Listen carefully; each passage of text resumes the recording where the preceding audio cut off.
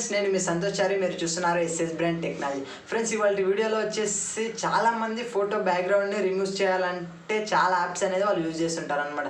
అలా యూజ్ చేసినా ఏమవుతుంది అంటే వాళ్ళు అనేది ఆ బ్యాక్గ్రౌండ్ అనేది వాళ్ళు కరెక్ట్గా రిమూవ్ చేయలేరు, చాలా ఇబ్బంది కూడా పడుతుంటారు అనమాట.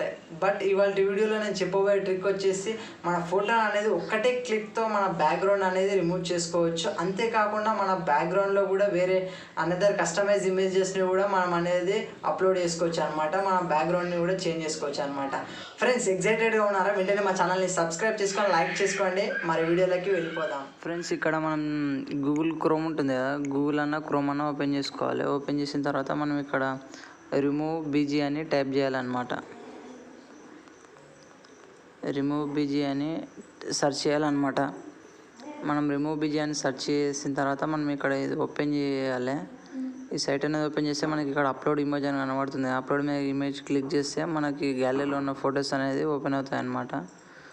సపోజ్ మనం ఒక ఫోటో సెలెక్ట్ చేసుకోవాలి.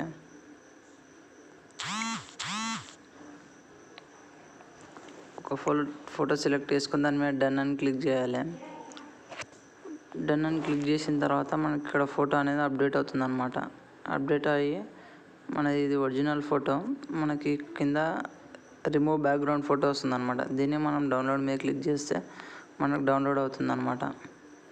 అంతేకాకుండా మనకి ఇక్కడ ఎడిట్ అని ఉంది కదా, ఎడిట్ మీద క్లిక్ చేస్తే మన ఫోటో వెనకాల వేరే బ్యాక్గ్రౌండ్ కూడా సెట్ చేసుకోవచ్చు అనమాట.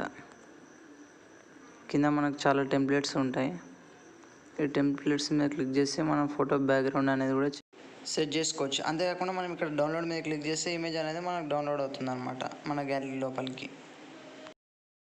ఫ్రెండ్స్ చూశారు కదా ఇవాళ వీడియో. ఫ్రెండ్స్ ఈ వీడియో మీకు ఎలా అనిపించిందో కింద కామెంట్ చేయండి. వీడియో కనుక మీకు ఖచ్చితంగా నచ్చినట్లయితే లైక్ చేయండి, షేర్ చేయండి.